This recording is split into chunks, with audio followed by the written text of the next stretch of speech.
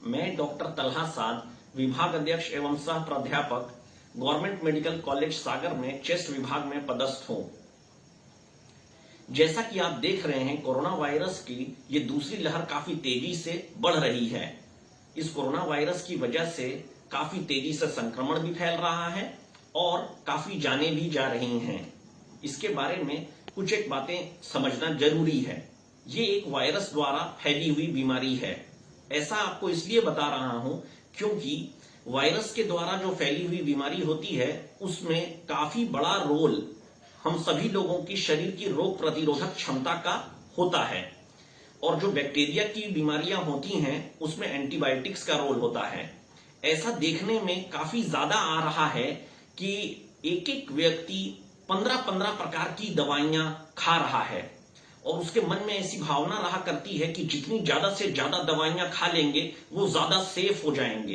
पर सच बात यह है कि कोरोना वायरस में, जो कि एक वायरस की बीमारी है, उसमें आप ज्यादा से ज्यादा अगर दवाइयां खा रहे हैं तो आपके शरीर की रोग प्रतिरोधक क्षमता के घट जाने की आशंका ज्यादा है और इसी की वजह से बीमारी और ज्यादा बढ़ जाने का खतरा रहा करता है। सो ऐसा मेरा आपसे निवेदन है कि ज्यादा दवाइयां खा करके आप सेफ होने की जो भावना रख रहे हैं उससे बाहर निकलें और कम से कम दवाइयां खाने की कोशिश करें। जो मिनिमम से मिनिमम दवाइयां हो सकती हैं उतनी ही का प्रयोग करें।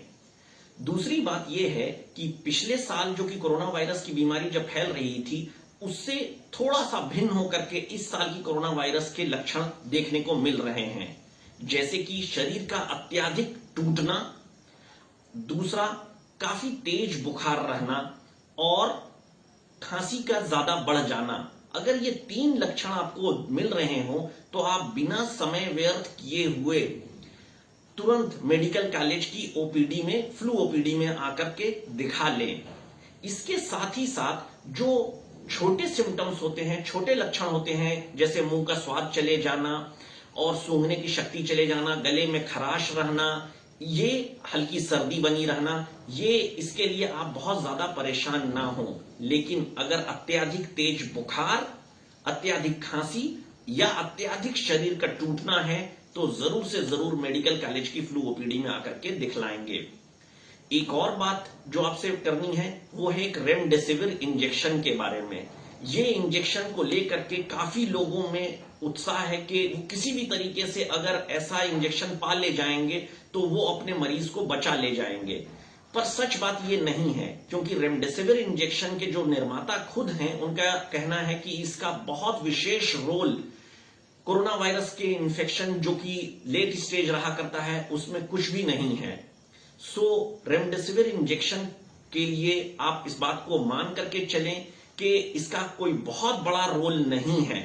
इसके विपरीत और जो बुनियादी दवाइयां हैं, स्टीरॉयड्स हैं और लो मॉलिक्यूलर वेट हेपेरिन हैं, इनका ज्यादा बड़ा रोल है। दूसरी बात रेमडेसिविर के संबंध में आपसे बताना चाहेंगे कि इसका 6 इंजेक्शन, 6 वायल का पूरा कंप्लीट डोज होता है। ऐसा देखने को मिल रहा है कि कई जगहों पे जो कि अस्पताल वाले हैं वो एक एक इंजेक्शन का बस डोज लगा देते हैं और इस तरह से वो अपने मरीज को बांध लेते हैं। सो आप कृपया करके जब तक कि 6 डोज अपने पास ना हो तो 1 डोज या 2 डोज ना लगवाएं। कोशिश करें कि जब तक कि आपके पास 6 डोज कंप्लीट ना आपको अस्पताल वाला दें तब तक कि आप ये रेमडेसिविर इंजेक्शन ना ही लगवाएं। इसके संग संग आपको परहेज के बारे में कुछ बताना चाह रहा था, जैसे कि आप ज्यादा से ज्यादा गुनगुना पानी पीने की कोशिश करें। कम से कम 4 लीटर गुनगुना पानी प्रत्येक दिन पीने की कोशिश करें। ठंडे और खट्टे चीज तथा तली हुई ज्यादा चीजों का सेवन ना करें और प्रत्येक दिन नारियल का पानी, फ्रूट वाला नारियल का पानी पीने की कोशिश करें। जो पैक बॉटल में आता है उससे अच्छा है कि फ्रेश नारियल का पानी, 1 नारियल का पानी रोज सुबह पीने की कोशिश करें। जैसा कि आपने पिछले बार भी आपने कई वीडियो में मैंने बताया है प्रोन वेंटिलेशन के बारे में, पेट के बल उल्टे लेटने के लिए वो बेहद कारगर साबित होती है। सो आईसीयू में हम अपने सारे पेशेंट्स को प्रोन वेंटिलेशन कराने की कोशिश करते हैं, पेट के बल उल्टे लेटने के लिए उत्साहित करते हैं। मेरा आपसे आग्रह है कि अपने घरों में छोटे बच्चे, बड़े बूढ़ों सबके साथ मिल करके पेट के बल उल्टे लेटने की कोशिश करें। ये एक प्रैक्टिस में करें ताकि कभी भी अगर आपकी तबीयत ज्यादा खराब होती है तो आप ऐसा प्रोन वेंटिलेशन करें और उसकी वजह से काफी आपको लाभ मिलेगा। इसके अलावा आपके घर पे दो इंस्ट्रूमेंट्स, पल्स ऑक्सीमीटर और थर्मोमीटर, इसका होना बेहद जरूरी है और इसका एक चार्ट आपको बना लेना चाहिए। सुबह 10 बजे, दोपहर 3 बजे और रात 10 बजे, ये 3 बार आप अपने पल्स ऑक्सीमीटर से ऑक्सीजन और टेम्परेचर जांच करें। इससे ज्यादा बार बार आप अपने पल्स ऑक्सीमीटर को देख करके घबराने की कोशिश ना करें, क्योंकि आप बार बार देखेंगे तो आपके भीतर घबराहट बढ़ेगी।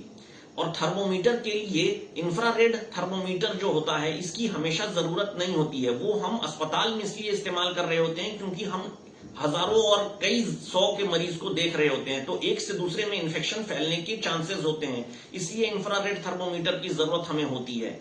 आप सिंपल 70-80 रुपए का जो थर्मोमीटर आता है उससे ही अपना टेम्परेचर, तापमान देख सकते हैं। और एक चार्ट बनाने की कोशिश करें ताकि जब आपकी तबीयत अगर कभी खराब हो तो आप अपने डॉक्टर साहब को अस्पताल में दिखा सकते हैं वो चार्ट, और उससे काफी आपको लाभ मिलेगा और डॉक्टर साहब को समझने में आसानी मिलेगी कि कैसे आपकी तबीयत बिगड़ी है, क्या उसका पैटर्न रहा है। एक और बात आपको बताना चाहूंगा कि आप देखेंगे कि ये जो कि कोरोना वायरस का संक्रमण जो फैला है, ये इसके रफ्तार जिस तरह से फैली है और इसका व्यापक तौर पे जो ये फैल रहा है, ये कहीं ना कहीं वैक्सीनेशन सेंटर में जो कि 2 गज की दूरी और मास्क का सही तरीके से लगाना जो है, जो आपको बार बार गाइडलाइन दी जा रही होती है, उसका सही तरीके से पालन नहीं करने की वजह से भी फैल रहा है।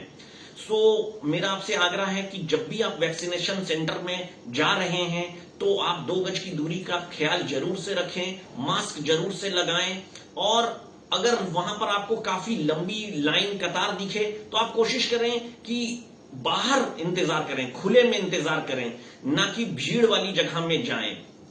और इसके साथ ही साथ मास्क का जरूर से इस्तेमाल करें, नियमित तौर पे हाथ धोने की कोशिश करें।